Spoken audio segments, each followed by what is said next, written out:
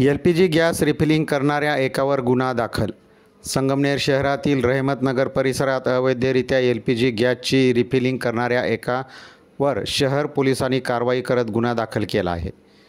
पोलिसांना गुप्त बातमीदारामार्फत मिळालेल्या माहितीनुसार रहमतनगर चिथिया मस्जिदजवळ एक मुलगा गाड्यामध्ये गॅस भरत होता।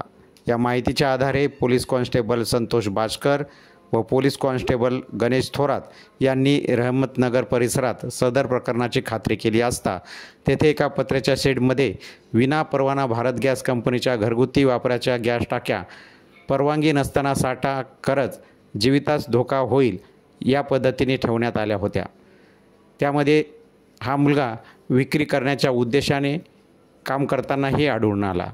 पोलीस निरीक्षक रवींद्र देशमुख, सहाय्यक पोलीस निरीक्षक खान आदींनी रहमतनगर परिसरात पाहणी करत कारवाई केली।